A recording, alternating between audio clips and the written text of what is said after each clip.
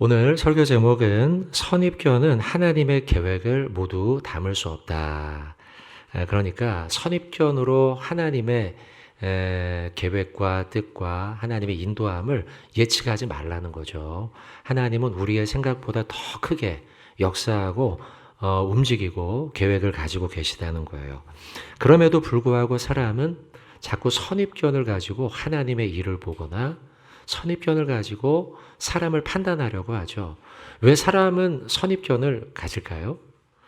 한번 자료를 찾아봤는데요. 선입견은요, 주어진 정보가 좀 아직은 완성이 되지 않은 상태죠. 그런데 미리 판단하는 거죠. 미리 판단하는 것이 굳어진 걸 선입견, 편견 이렇게 부르죠. 우리 인간의 두뇌는요, 빠르게 판단하려고 하는 그런 그 생각을 자꾸 갖게 돼요. 빨리 판단할수록 좋아 이런 생각을 자꾸 하는 거죠. 그러다 보니 아직 정보가 완성되지 않았고 정보가 제한되어 있는 상태인데 자꾸 우리는 먼저 판단하고 결정하려고 한다는 거예요. 예를 들면 비슷한 일들이 반복이 돼요. 그러면 그게 누적이 몇 가지 돼. 요거는 요런 일이구나. 저 사람은 저런 거구나. 이 사람은 이런 스타일이야. 이렇게 우리가 자꾸 먼저 예단하려고 한다는 거죠. 예를 들면 골목길을 걸어요. 골목길을 걷는데 내가 오른쪽으로 한번 꺾었는데 따라오는 사람이 뒤에 있는 사람이 똑같이 오른쪽으로 꺾어요. 왼쪽으로 또 꺾었는데 또 따라 왼쪽으로 걸어요. 근데 모자도 검은 모자를 막 쓰고 막 빨리 걸어와요. 그럼 우리가 어떻게 생각이 들어요? 저 사람 치안이다. 이런 생각이 들고 막 도망치는데 알고 봤더니 옆집에 사는 사람이에요. 뭐 이런 경우인 거죠. 근데 꼭 선입견이 꼭 나쁜 거냐라고 할 땐 방금의 경우에서처럼 도움이 될 수도 있어요. 만약 다 좋은 사람이야만 그렇게만 생각했는데 진짜 그 사람이 치안일 수도 있으니까요. 그러다 보니 선입견은 갖지 말아야지 이렇게 생각을 하지만 살다 보면 이런저런 선입견을 갖게 되는 게 우리들이라는 거죠. 자, 오늘 우리가 선입견에 대한 말씀을 좀 볼 겁니다. 그 비유의 내용은 잃은 양 비유거든요. 잃은 양 100마리 가운데 한 마리 찾는 건데 요 과정 속에 바리새인들의 선입견이 등장하거든요. 자, 그걸 좀 보려고 합니다. 자, 본문을 좀 보는데 오늘 비유는 15장 누가복음 15장 2절 요 말씀을 좀 가지고 좀 먼저 시작할게요. 바리새인과 서기관들이 수군거렸어요. 예수님에 대해서요. 예수님에 대해 수군거리는데 그 내용은 예수라는 자는 어떻게 저런 상종 못할 세리와 죄인들과 같이 밥을 먹고 그들과 함께 떠들고 있는 거지? 세리와 죄인은 나쁜 놈, 구원받을 수 없는 상종 못할 사람이라는 이미 편견과 선입견을 강하게 가지고 있었던 거죠. 당시 대다수의 세리들은 실제로 나쁜 짓을 많이 했어요. 돈을 갈취하거나 아니면 돈을 띄어먹거나 세금을 받는다고 해놓고선 더 많은 세금을 띄어서 자기가 착복을 했던 일들이 많았죠. 그러다 보니 모든 세리들이 다 죄인이며 구원받지 못할, 절대로 받지 못할 인물이니 그와 함께선 안 된다. 이런 선입견들이 유대인들에게 있었다는 거죠. 그런데 예수님께서 지금 상종 못할 세리와 함께하고 식사를 하고 있는 거예요. 사실 그러나 여러분, 예수님은 이 부분에 대해서 깨뜨리기 위해서 선입견, 세리와 죄인들, 뭐 이런 사람, 이방인들 있죠. 이들에 대한 선입견을 깨기 위해서 예수님은 공생애 동안에 많은 일들을 하셨어요. 그게 오늘 15장인데 15장 바로 앞에 있는 14장. 지난주에 우리가 봤던 큰 잔치 비유도 어찌 보면 선입견에 대한 이야기예요. 초대된 유대인들만 천국잔치에 참여한다는 생각을 가졌는데 비유의 내용의 결론은 그거잖아요. 초대받지 못할 것 같았던 길가에 있던 사람, 아픈 사람, 병든 자, 이들이 초대돼서 오잖아요. 결국은 그 비유 역시도 선입견을 깨뜨리기 위한 비유였다는 거죠. 세리와 죄인들은 선입견대로라면 천국 잔치에 어울리지 않는 자들이지만 그들이야말로 들을 귀 있는 자들이었어요. 천국잔치에 참여할 수 있었던 자들이라는 거죠. 자, 요 선입견입니다.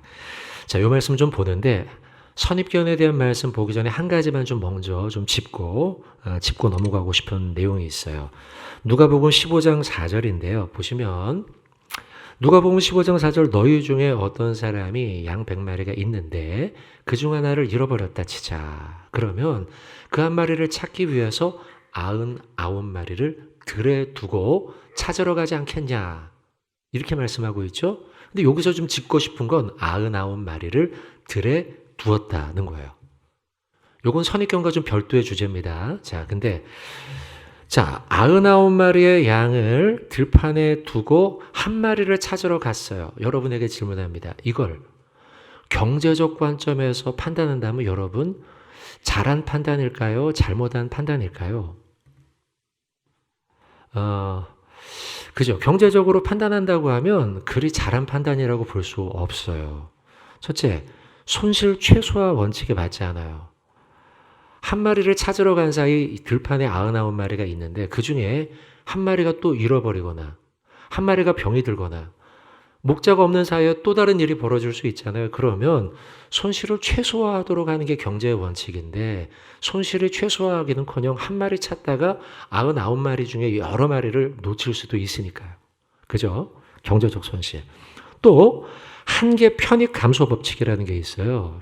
한계 편익 감소기라는 게 뭐냐면 시간이 갈수록 물건의 이익이 줄어든다는 거예요. 지금 1,000원을 팔았어요, 이 물건을요. 근데 1,000원에 막 팔고 난 다음에 1년이 지난 다음에 새 버전이 나와요.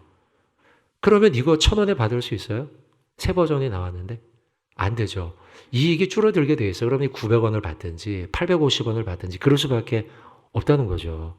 그러다 보니 시간이 갈수록 점점점 이익이 주는데 한 마리를 찾으러 간 사이에 나머지 것들의 이익이 줄어들면서 이익이 줄어드니 한 마리 찾느니 현재 99마리를 가지고 이익을 더 증대할 방법을 찾아봐라. 이게 이제 경제적인, 그죠? 그게 더 효과가 높겠죠? 그죠? 하지만 여러분, 우리는 다 이 비유의 의미를 알고 있죠. 이 비유는 경제적인 효율성을 얘기하는 게 아니라 하나님이 어떤 분이냐를 보여주는 거 아니에요? 하나님은 경제적 논리와 효율을 따라 우리를 구원하지 않으시죠. 우리 한 사람 구하기 위해 아들 한 사람 예수 그리스도를 죽였으니까요. 경제적 논리하고는 맞지 않아요. 이 비유는 하나님이 어떤 분이냐? 하나님은 효율보다 사랑을 우선시하고 세상의 경제 논리와 다르게 한 사람을 끝까지 찾으시는 분이라는 걸 보여주는 비유예요. 또 지금 여기 보이는 대로 99마리를 들에 두고라고 되어 있는데 실제로 1세기경의 목축업은요. 그냥 들에 방치하고 한 마리를 찾아가기 아니에요. 그때는 목동이 한 사람이 아니라 여러 사람이 조를 이루어서 양들을 쳤다고 합니다. 그러니까 실제로는 방치하고 간 게 아니라 한 마리 찾기 위해 나는 가고 남아있는 목자에게 부탁을 한 거죠. 그러고 보면 좀 이해가 되죠. 실제 신학자 마샬은요. 이 구절을 이렇게 해석해요. 목자가 조수나 동료 목자에게 99마리 양을 돌봐줄 것을 부탁했다. 한 마리 잃은 양을 그렇게 찾아 나선 것이다. 이렇게 이제 해설을 붙이고 있죠. 자, 여러분 짧게 적용합니다. 성도 여러분, 한 영혼을 구원하고 한 영혼이 예수님의 제자로 성장하는 일에 있어서는요. 경제적인 효율 관점이 아니라 영적인 관점으로 그 일을 우리가 마주해야 한다는 거예요. 교회는요, 어떤 곳이냐? 경제적 효율성을 찾는 곳이 아니에요. 그러면 그건 교회가 아니라 뭐예요? 회사죠, 회사. 아니에요. 교회는 한 영혼을 구원하기 위한 그 관점으로 사랑과 자비와 충성으로 돌아가는 곳이죠. 그래서 교회를 운영한다 이렇게 얘기하지 않고 목회한다, 목약한다 이렇게 이야기하는 거예요. 목회, 목양이라는 게 결국은 양을 치다라는 말이죠. 오늘 본문에 나와 있는 잃은 양을 한 마리를 찾기 위해서 많은 것을 투자해도 아깝지 않은 곳이 교회예요. 사실 교회를요. 경제적인 효율성으로 따진다고 한다면 그러면 제일 먼저 없어져야 할 부서 어떤 부서일까요? 경제적 효율, 돈이 좀 안 돼요. 전도부, 성교부, 또 주일학교부, 이런 데는요, 돈을 투자하는 만큼 돈이 나오지 않아요. 그러니까 이런 데 없애야 되잖아요. 근데 교회는 이것을 없애지 않죠. 중요하니까요. 그래서 돈이 들어도 전도를 하는 거고 돈이 들어도 선교를 하는 거예요. 그래서 우리는 알지 못하지만 잃어버린 그 네팔에 있는 한 영혼을 구하기 위해서 선교사님을 파송하는 거고 거기에 재정을 투자하는 거고 물질을 투자하는 거죠. 사랑하는 우리 성도 여러분들, 우리 한 영혼 찾기 위해서 교회가 물질도 시간도 아끼지 않는 우리 교회 되도록 마음 모아주시길 주님의 이름으로 축원드립니다. 자, 선입견 본래 주제로 좀 돌아옵시다. 15장 2절을 봤었는데요. 15장 2절에 바리새인과 서기관들이 수군거렸다는 표현이 나오죠. 비난하고 공격한 거예요. 예수님을요. 근데 그 비난하고 공격한 근원적 이유는 선입견 때문이었다는 거죠. 누구에 대한 선입견? 세리와 죄인들에 대한 선입견. 그들은 절대 구원받을 수 없어 라고 하는 강한 선입견과 편견이 그들에게 있었어요. 예수님이 큰 잔치 비유로 말씀하시고 또 다른 사역 가운데 말씀하시고 계속 이야기하고 하늘의 복음을 전했음에도 불구하고 바리새인과 서기관들은 그 선입견을 깨지 못해요. 아주 그 선입견이 강하죠. 여러분, 그러다 보니 그들의 선입견은요, 하나님의 계획을 다 이해할 수가 없었어요. 자기들이 생각하기에 그들은 절대 구원받지 못해라고 했는데 하나님은 어땠어요? 그들 구원하려고 했잖아요. 그들을 구원하기 위해서 이 땅에 오신 거죠. 근데 그들은 절대 안 돼, 절대 안 돼. 그들은 안 돼, 상종해서도 안 돼라고 생각하는 강한 선입견이 있었던 거죠. 결국 선입견은요, 하나님의 뜻과 계획을 다 담아낼 수 없어요.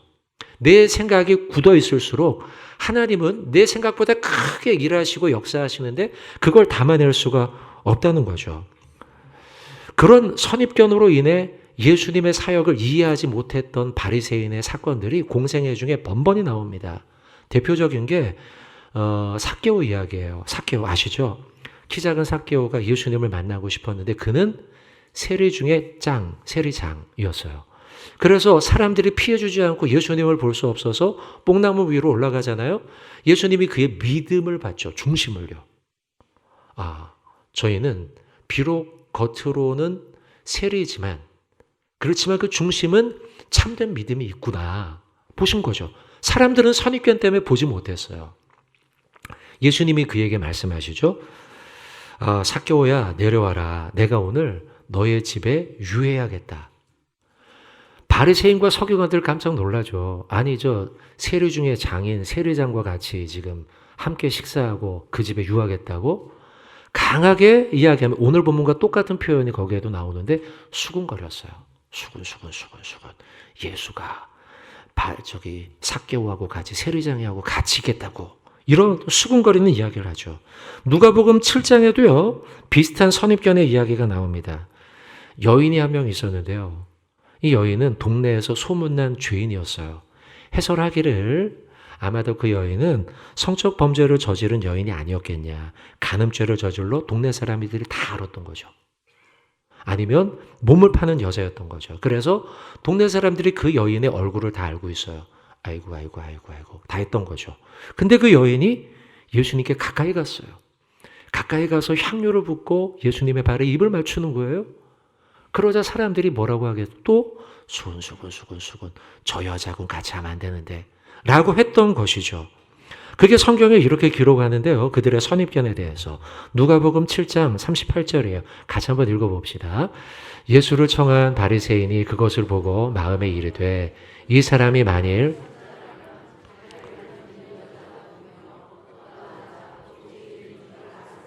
죄인인 줄 알 거다. 예수님이 선지자라. 진짜 선지자라면 보기만 해도 알았을 거다. 이렇게 얘기하잖아요. 그 말은 뭐예요? 이 여자 죄인이야. 이 여자 죄인인데 어떻게 상종해? 라고 하는 강한 선입견이 여기에 보이는 거죠. 그래서 예수님은 오늘 비유에서 이 선입견을 깨라고 말씀하시는 거예요. 잃어버린 한 영혼 절대 상종하지 못할 사람이라고 너희는 생각하지? 이 여자 동네의 죄인인 여자 상종하지 못할 여자라고 생각하지? 삭개오 절대로 안 된다고 생각하지? 같이 해서는 아니야. 하나님의 계획은 너희의 선입견과 달라.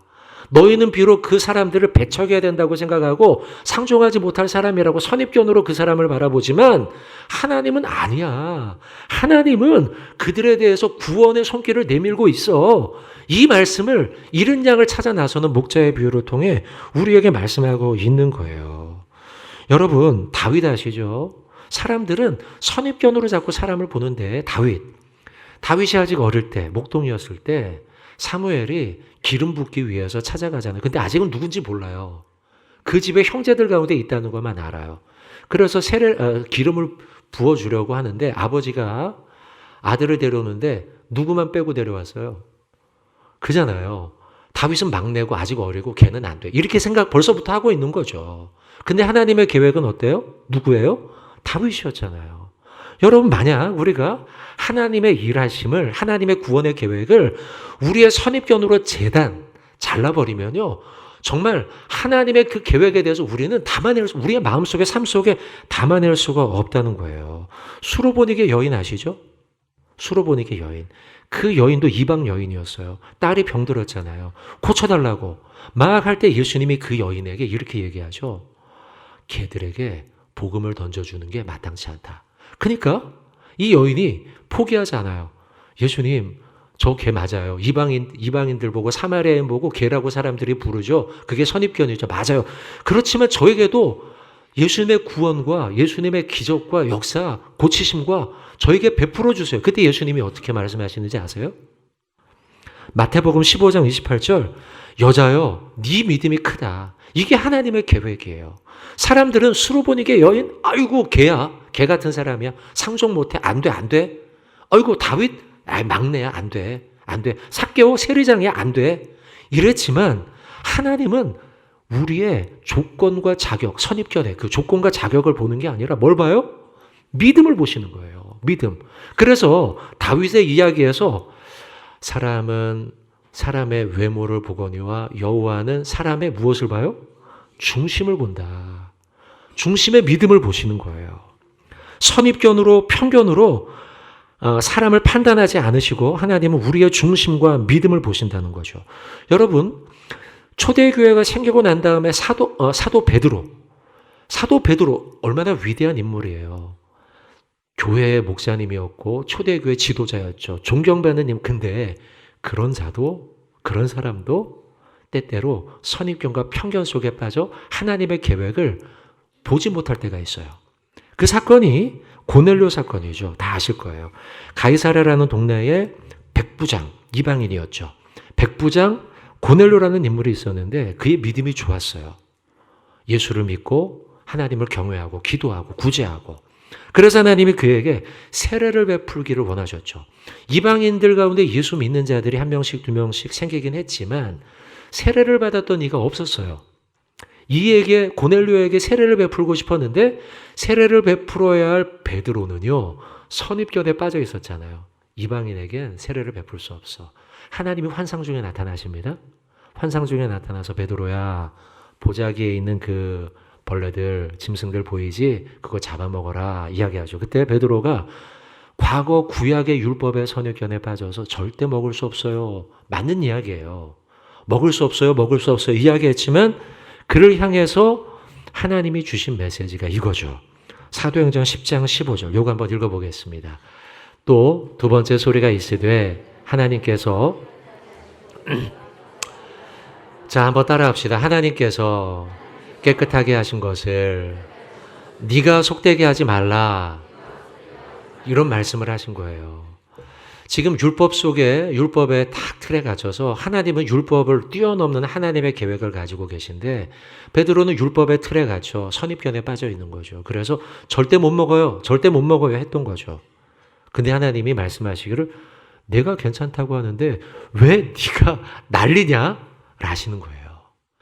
이 말씀을 환상을 보고 깨달은 거죠. 그리고 깨어나서 그가 고넬료 이방인에게 가서 세례를 베풀죠.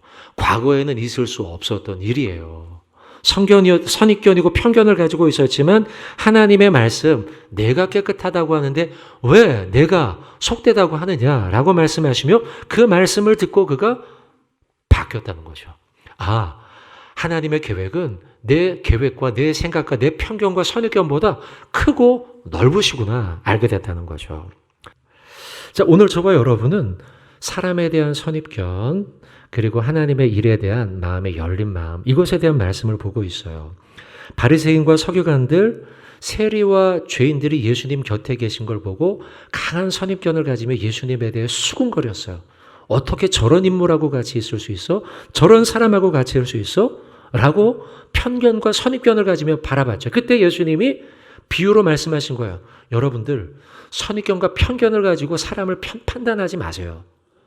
그 한 사람 잃어버린 영혼, 죄인과 세리, 그들이었지만 하나님은 그들을 찾아서 이 땅에 오신 거예요.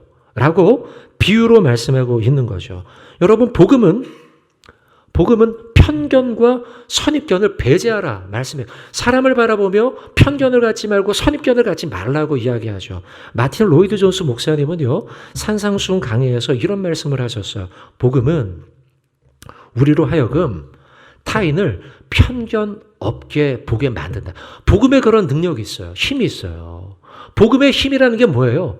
누구나 다 구원받을 수 있다는 거 아닙니까? 그런데 왜 우리가 함부로 저 사람을 재단합니까?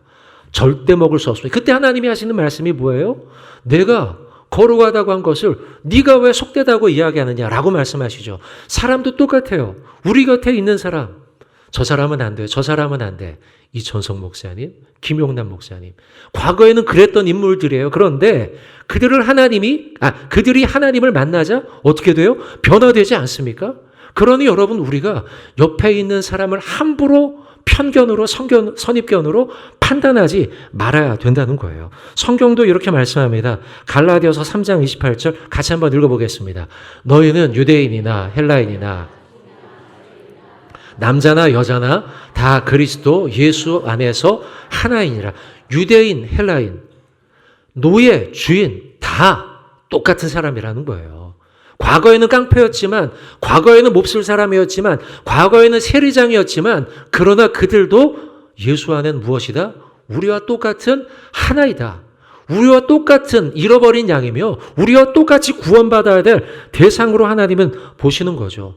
사랑하는 성도 여러분들, 저도 여러분들도 하나님 앞에 내세울 것이 무엇이 있습니까? 무엇을 하나님 앞에 내세울 수 있겠어요? 구원의 근거로요? 없어요. 믿음밖에 무엇이 있겠습니까? 은혜밖에 무엇이 있겠습니까? 저 같은 사람이 내가 자격이 있어 목사가 되고 자격이 있어 이 자리에 서 있는 것이 아니죠. 우리가 하나님의 은혜로, 하나님의 사랑으로 우리가 이 자리에 있는 거예요.